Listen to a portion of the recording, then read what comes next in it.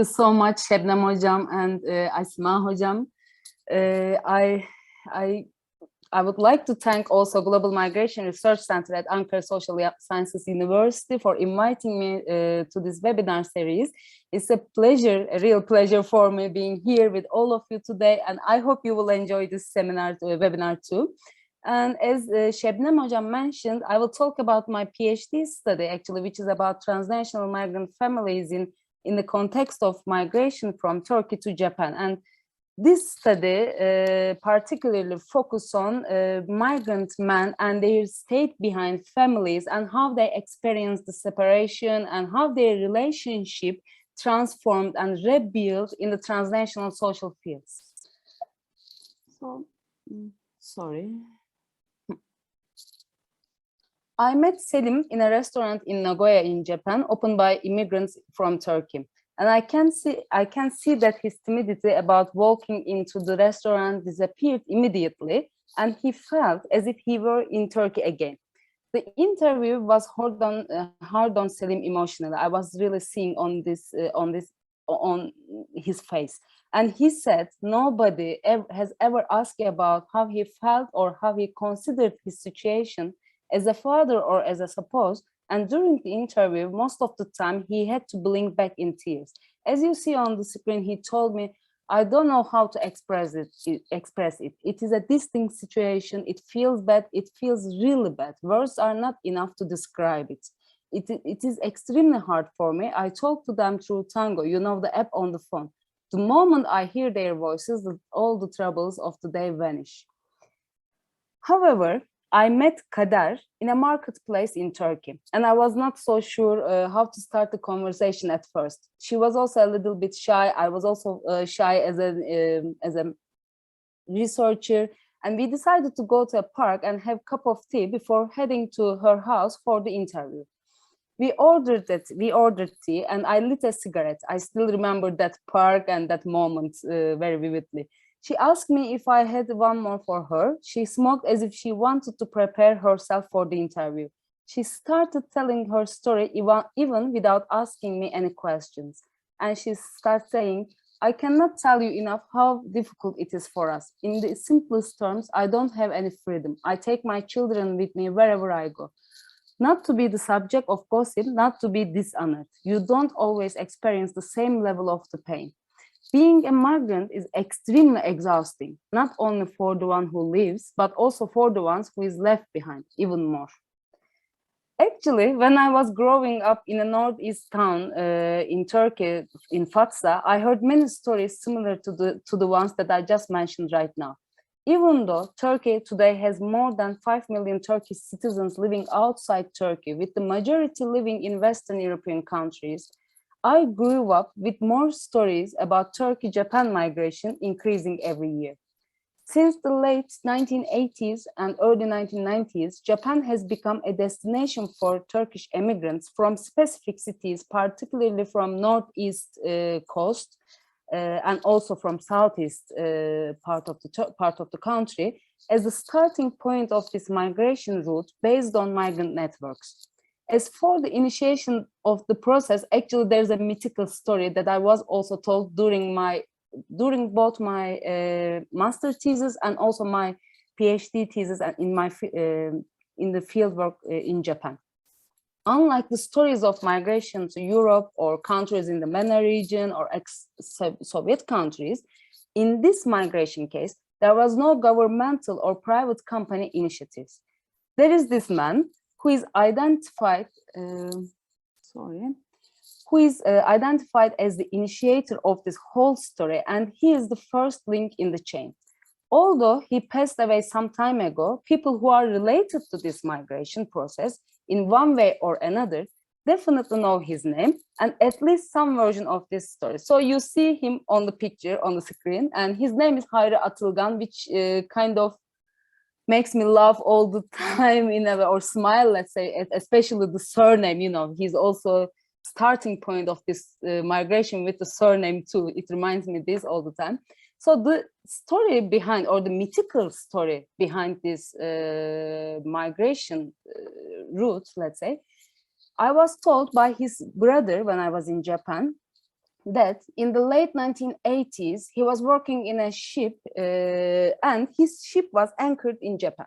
There were a couple of other Turkish people working in the same ship. They went out to see the city and they met with this another person, another Turkish in Japan, but no one knows who was this person.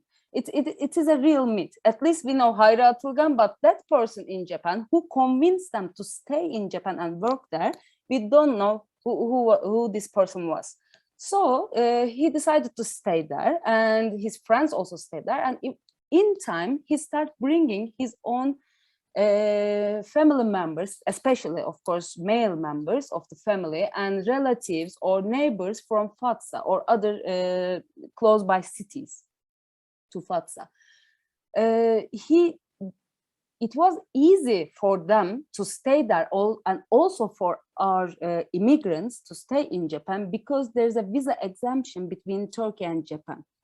So it helped really. It helped a lot at the beginning of this migration and to develop within the years, let's say. Since the mid-1990s, Turkish men in their early 20s have been migrating to Japan to this unusual route, either as a single person or leaving their families behind, with the aim of working, sending money home, and returning to Turkey after a couple of years, like in many other migration cases. According to Turkish embassy in Japan in 2016, they declared 8,152 registered Turkish citizens were living there. When I talked with the people within the embassy, they also told me that there could be many more living in Japan, but not registered. So we cannot take this number as for sure.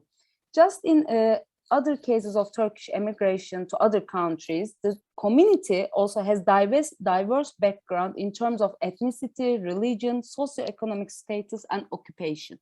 There are two main studies that I will refer right now. One is by Takeshita, and the other is by Igarashi.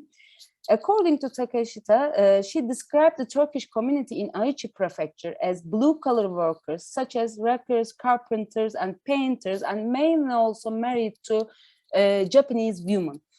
According to Igarashi, she identified three different Turkish communities in Tokyo.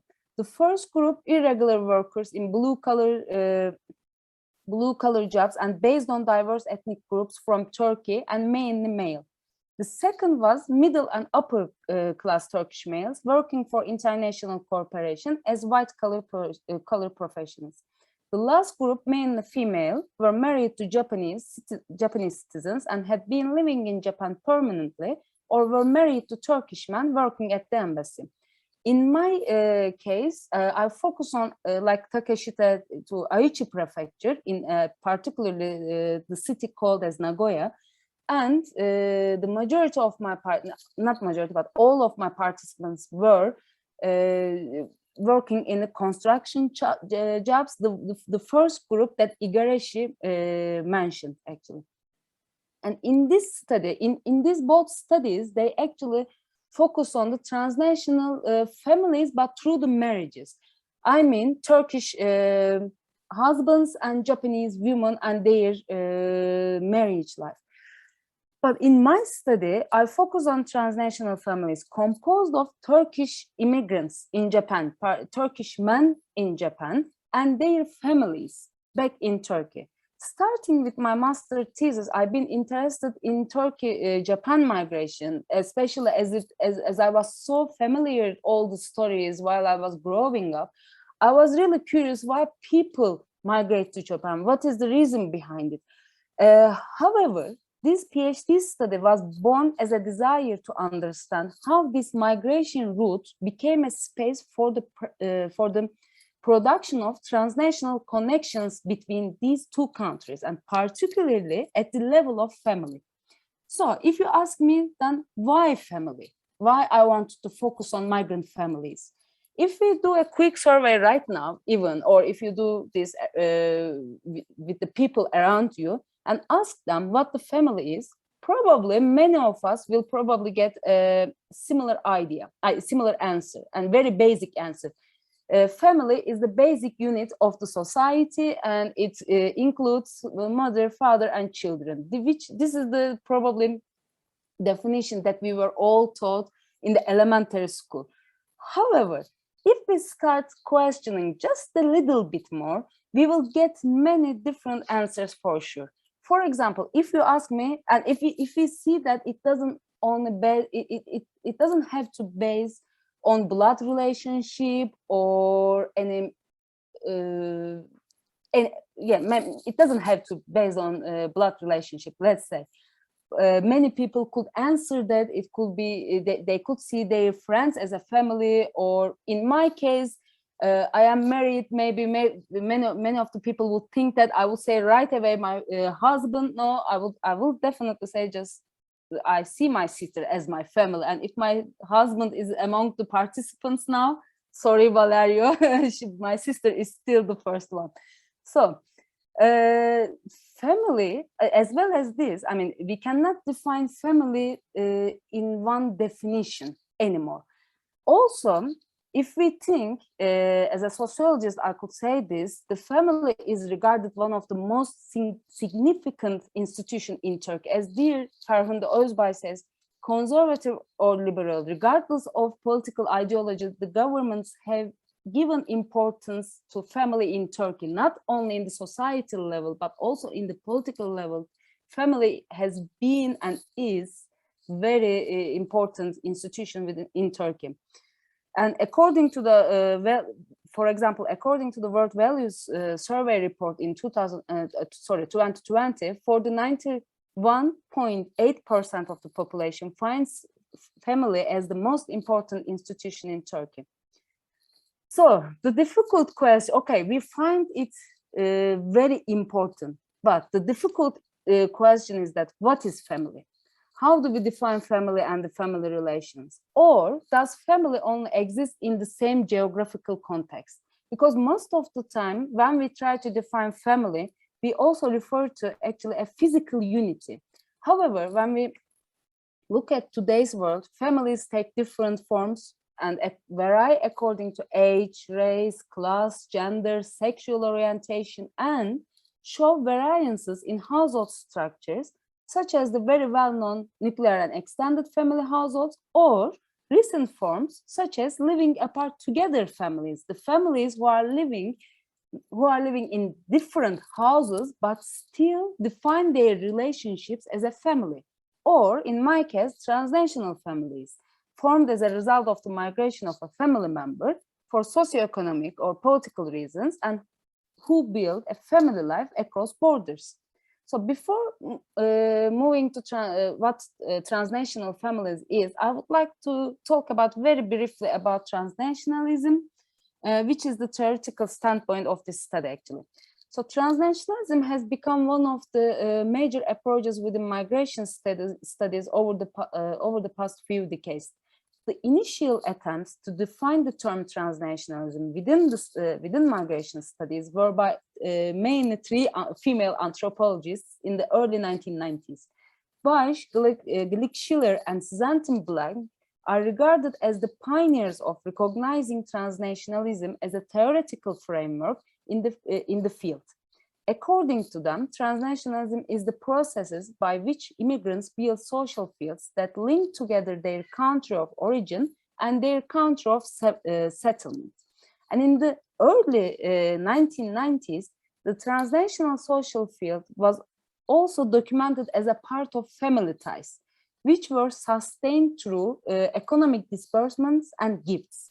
However, in the following years, especially starting from the early 2000s, scholars examined various connections within transnational families, not only from an economic point of view, but also from other perspectives such as parenting, emotions and intimacies, care relations, and communications, how to communicate, the communications or communication technologies, how it affects the family life after migration.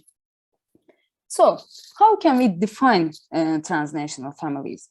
Of course, international migration of a family member really complicates the dominant definition of the family within the countries, within the national borders.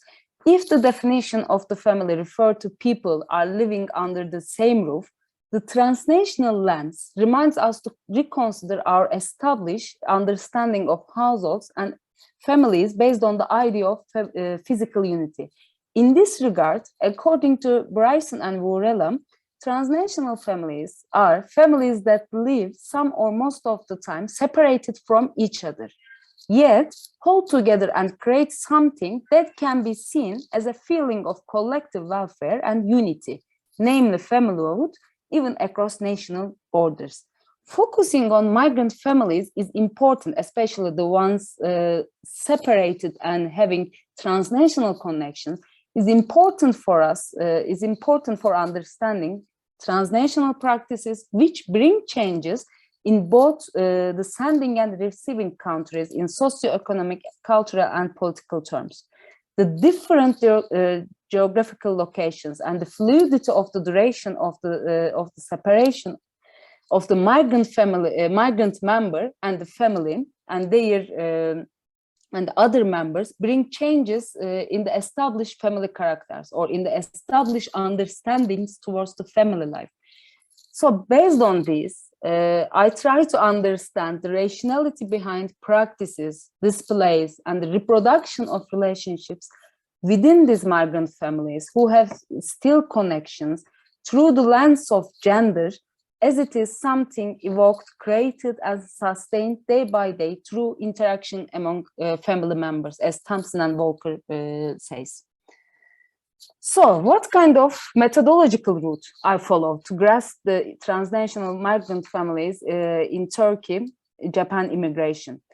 Studying transnational lives of immigrants requires a focus on practices and processes and relationships between different localities, including host and home countries, instead of focusing on one single country. Therefore, and also prevent the methodological nationalism. Therefore, I choose to do multi-sited research, which enables to observe not only people's movement, but also both immigrants and their reference points, which I refer with reference points to their state behind families, relatives, or neighbors or friends, their experiences in the creation of transnational social space with their ongoing mutual practices after migration. So, in that sense, I carried out fieldwork both in Turkey and Japan during a 10-month period in 2015. As I was interested in documenting the experiences of transnational migrant families, I focus on Turkish migrant men and their wives back in Turkey. Their state behind families in Turkey, particularly their wives, because as I was dealing with first generation of immigrants, unfortunately, I didn't have so many children above the age of 18, and because of the ethical reasons, I didn't want to do interviews the children under the age of 18. Over the course of 10 months fieldwork, I did semi-structured in-depth interviews in total 40 informants, and 16 of them were female and the rest were male. All the participants, male participants, were in construction jobs. There could be, they were blue-collar workers. And among the wives back in Turkey, only 2 of them were in informal employment. One was care worker, but she was working informally and irregularly, and the rest were not in any formal employment. As I said, semi-structured and in-depth interviews as well as informal interviews during this fieldwork are the backbone of this research. At the beginning of the interviews, I was asking basic socio-demographic questions, followed by questions related to migration history, which were linked to the pre-migration stage, which I found important to understand the life before the migration, their family life before the migration as well. However, the second part of the interview was about the transnational family stage, and in this part, I tried to cover the issues of communication with the ones left behind in Turkey, visits to both countries, changing gender roles, caregiving responsibilities, support mechanisms, and emotional relations. So, if I start with some of the findings from this study, I will first focus on how gender roles, which is very important part of the family life, change after the migration. So I have this couple, Mihriban and Uğur. They had been married for 16 years in 2015 when I conducted the interviews. And they had been living separately for half of their married life. And by the time I had finished my fieldwork, Uğur was still in Japan and Mihriban in Turkey. And if I'm not wrong, he's still in Japan and she's still in Turkey, because I have still some connection with my participants. The first thing, as you see here, when I ask to Uğur, what do you think a mother's or a wife's or your wife's responsibilities in the family, he says there are things such as cooking, cleaning, etc., and she has to do. When I see this from my wife's perspective, she does everything that she has to do, all, referring to cooking and cleaning, all the private space, actually, jobs. So the first things that Uğur could think of were what he's supposed had to do as a wife and as a mother. Definitely very clearly defined duties, and all of them kind of referring to private space rather than the public space. And they all hovered around the gender segregation, actually. The ideal woman in Turkish society is who is equal to men before the law, and if needed, could work and earn money, but never leaves her role as mother and wife. Although this study also supports this statement at certain level, I should say that there are also challenges to gender roles within the family life after the migration of the husbands. When I asked women what a mother's duty is, the answers I received covered similar ideas. She watches over the house, looks after it, looks after her children, and she's also a source of affection, and so on. As you can also see the difference between the father role as being a head of the house and how the mother is responsible for all these care jobs in Gözde's quotation, actually. And however, when I asked them how the notion built on the sacredness of motherhood was transformed after the migration, I saw their attitude turn rather pessimistic. Not only mothers taking over the disciplinary image created by the father, but also the fact all the work in the public and private space now falls on the women, make things quite difficult for women. With Mangan, women are expected to be responsible for every duty, including those that were previously their husband's concern.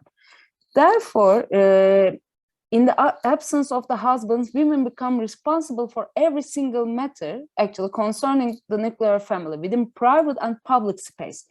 We could think that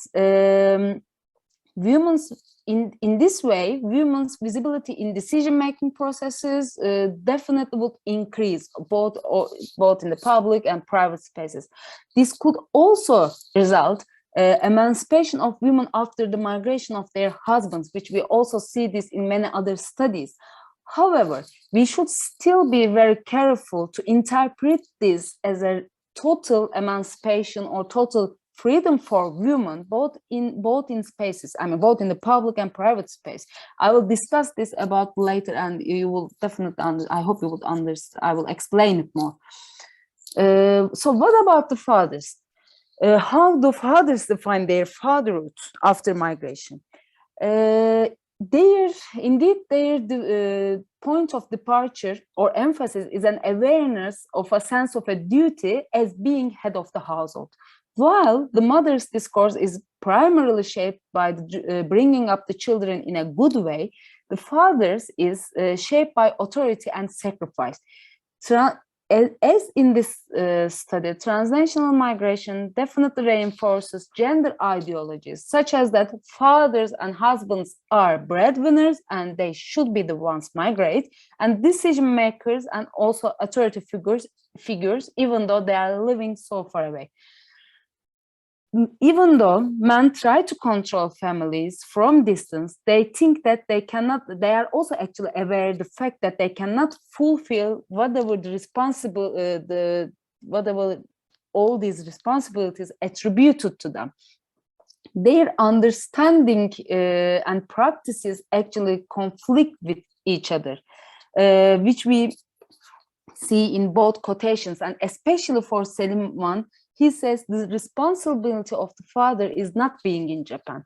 So what is the role of a father? The role of the father is to take care of his children very well. The intention is not to make them dependent on somebody else. Therefore, a father should do his best, should do his fatherhood. And even this means that leaving their children and families behind and migrating to thousands of kilometers far away and maybe not seeing them for many years. In addition to,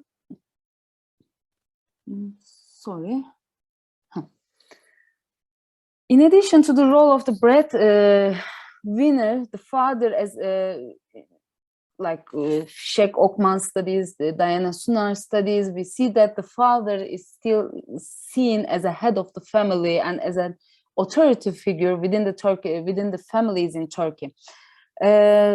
Similarly, transnational fathering is also seen in this way. As Parenas explains, primary role of the transnational migrant fathers is to discipline their children and show their authority and show their father figure, remind their father figure all the time to their children.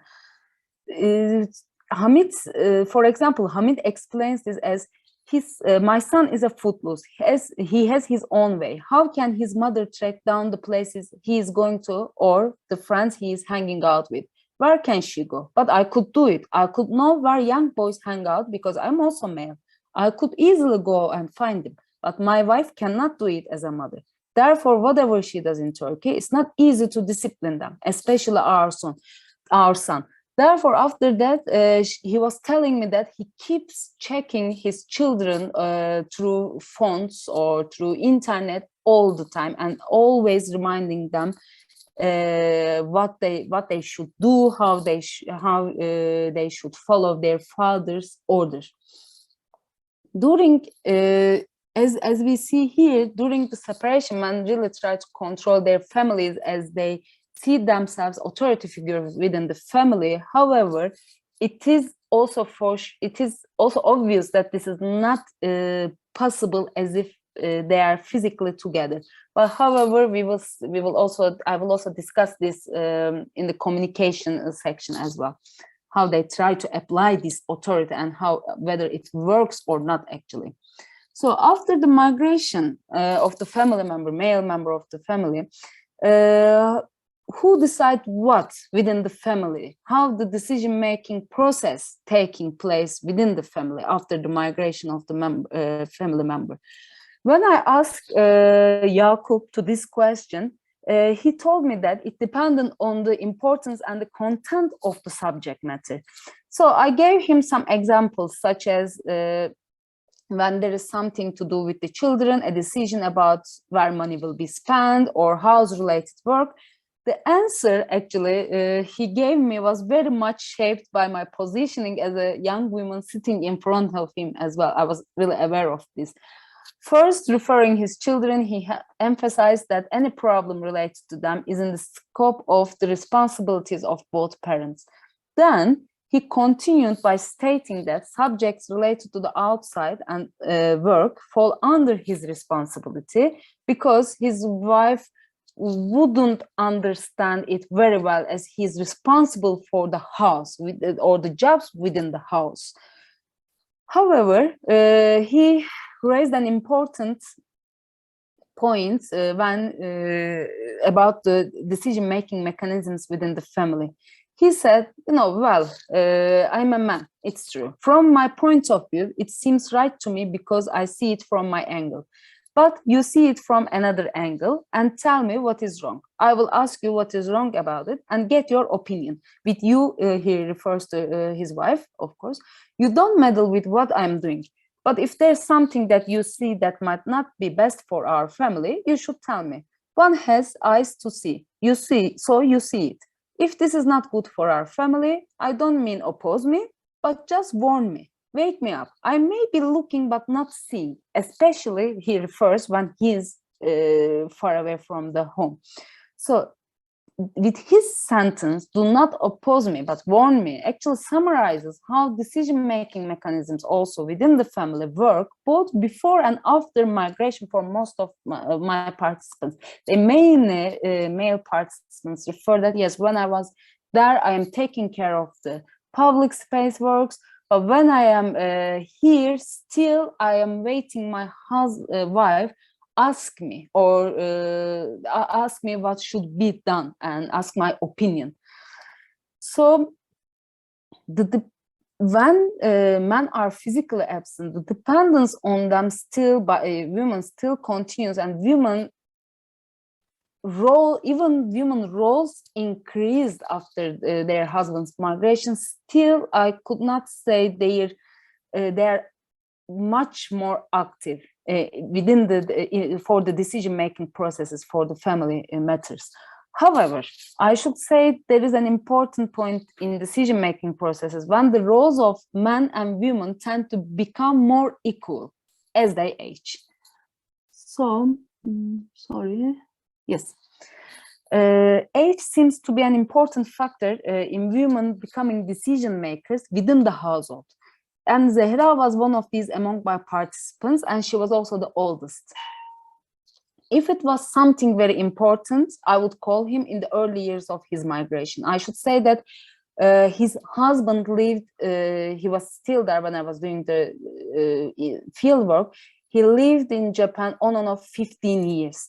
So she was telling me that if it was something very important, I would call him. In the early years of his migration, I would only call if it was important enough. Otherwise, I would not, as the communication was not as easy as today. Most of the time, you had to decide by yourself. In time, I became the main decision maker. I use my influence for everything related to the household. To be honest, I do whatever needs to be done. I decide. When I was young, I would consult my parents. At this age, I don't need to ask anyone. However, I should say that all these understandings and relations are not black and white. One should be very careful explaining the current situation within migrant families. It is particularly difficult to explain to what extent the people who left have control over the left behind ones, or if being far from their husbands and being the heads of the households provides women with more independence and bargaining power against their husbands. So another actually important area within migrant families, how to construct all these relations after migration. Recent developments in technology provide transnational families with a unique actual opportunity to be involved in one another's lives. Scholars have studied relationship between the improvements in communication technologies and the ability of migrants to maintain connections with their homeland from abroad. From letters to landlines and cell phones to SMS, short messages, and smartphones today, and very constant communication that we are observing today. If you think in the age of new communication technologies, geographic distances become more tolerable thanks to the perception of being able to connect at any time. The daily, ordinary conversations continue over the internet as if people are physically in the same household.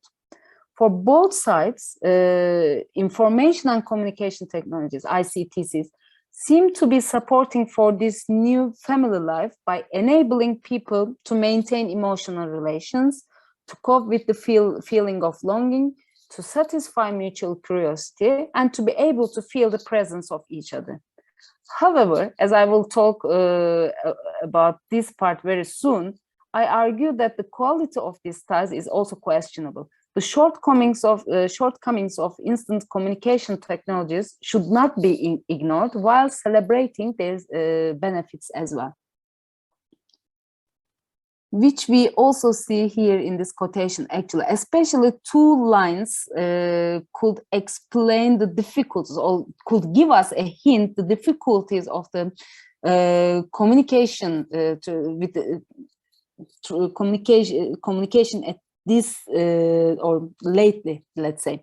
One is that I have got nothing. This is a poem written by Kader, actually transformed from a Turkish song. And she says in one line, I have got nothing more to say on Skype. And in the last line, she says, I have got no more to post on Facebook. Sorry. So actually, even though new communication technologies provide this being co-presence, or being available for each other at any time, it cannot be still enough actually to cover or to create this emotional connection between home and host country. So many of my participants also pointed out that how they find it difficult to improve intimacy through mediated communication. Or among my participants, many chose not to share any challenges in their lives, not to create any emotional burden for the other party. Female participants in Turkey generally pointed out that immigrants were already making a big sacrifice for their families, and that is why they didn't want to burden their husbands with their emotional distress. So they don't want to share their emotions that much through the communication. It was actually more or less the same for the ones in Japan too, I could say. Their wives were already dealing with so much on their own, so it was not fair on them to overwhelm with their own emotional troubles. As you see here, Neşe was saying that even if she had any problem, she wouldn't bother herself to talk it with her husband, because if something happens to her husband, what they could do if he becomes so upset and if he could hurt himself during the job, then what could happen to them? She was referring to those, and therefore she was preventing herself sharing any emotional distress. However, there are some other participants, of course, told me that they would share it. They would share their problems and emotional distress, because it could create particular imaginative worlds in which transnational families engage and nurture emotional networks and a sense of belonging, as Bennett mentioned in their study. They see it sharing their emotions through the mediated communication. They see it as a way of protecting this familyhood, or reconstructing the familyhood, or they having the couple relationship. However, this could, the communication technology could also turn into a surveillance tool as well. It is also discussed a lot within the literature, and Francisco is one of them, seeing instant communication actually as a visual system of surveillance. This actually puts a lot of stress specifically on the wives, because women feel their husbands, I could say, gaze all the time. The hidden surveillance potential of ICTs challenges the optimism that they are assumed to provide emotional closeness between spouses. And in this study, actually, I connect surveillance to the discourse of love and jealousy. Sentences like, of course, I'm jealous because I love him or her. Of course, I tell him or her to let me know where he or she goes, as I am far away and I'm worried about them. They were the ones to, those kind of sentences were used to rationalize the surveillance under the discourse of love. And the communication tools actually used to carry out this surveillance. For example, you see here what Uğur told me. She always tells me, not in the sense of getting my permission. In general, she just says it, just in case she goes somewhere where there's no internet connection, not to make me anxious. She lets me know where she is. because I do get anxious if I cannot reach her. And I tell her, when you get home, text me.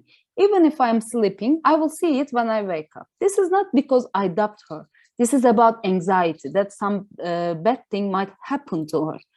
Many men told me similar things. However, when I ask men whether they inform their wives all the time what they are doing in Japan, the answer, unfortunately, was no. They were saying that, yeah, I'm just informing my wife when I'm just calling my family when I'm done with the job. But the rest of the time, I don't inform them what I am doing here, actually.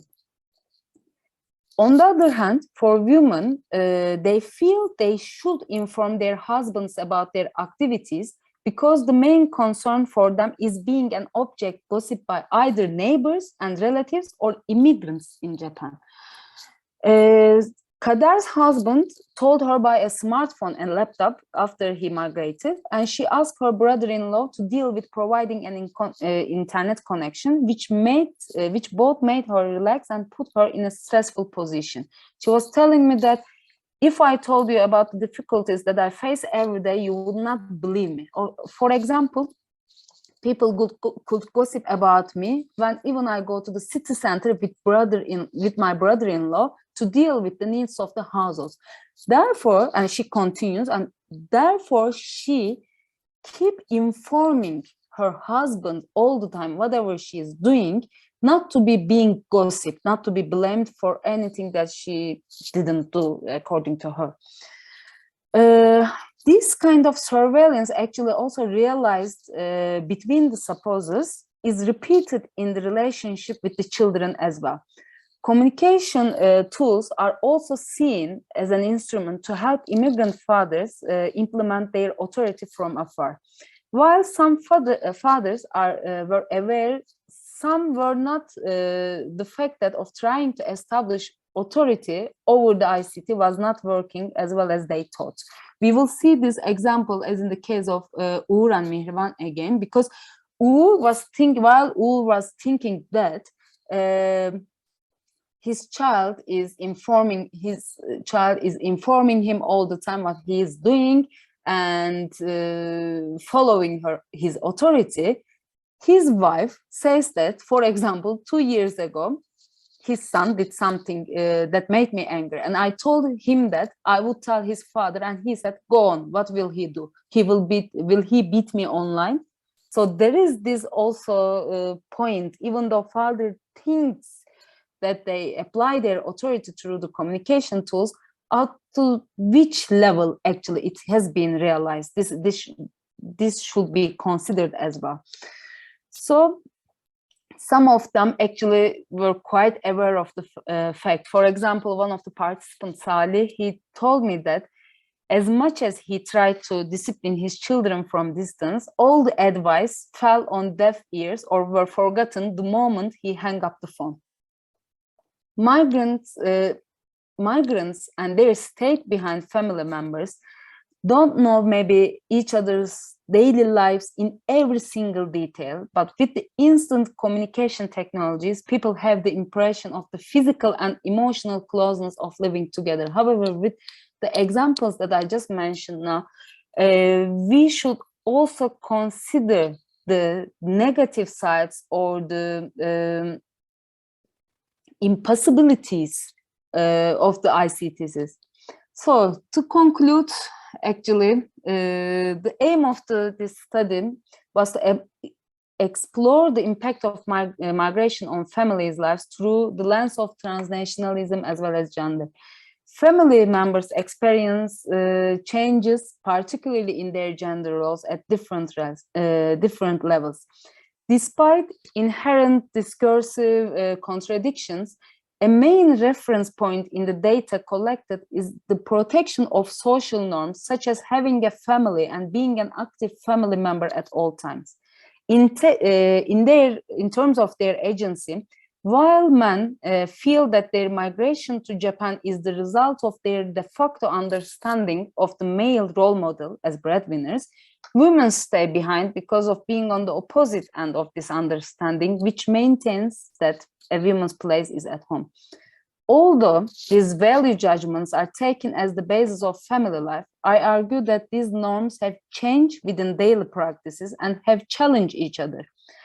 As I mentioned earlier, a woman's increased participation in private and public space after her husband's migration is interpreted as emancipation in other studies as well. Yes, it is true in this study too, but while she is still bargaining a lot with the patriarchy, we also, like in the Kader's case, even though she goes to the market with her brother-in-law, she still feels so much that to inform her husband, for example. Transnational migrant families keep doing and displaying their familyhood actually because of the social structure also that they live within. This doesn't mean that when family members live together, they don't perform these practices, but these ones evolve in the case of migrant families as they still hold the same gender ideologies as that they all have always had. And in migrant families, their gendered ideologies related to familyhood continue even when the physical location where they live changes. The reconstruction of familyhood among transnational migrant families is, in this case, is based on the idea of family is how family is perceived within Turkish society and is performed after migration.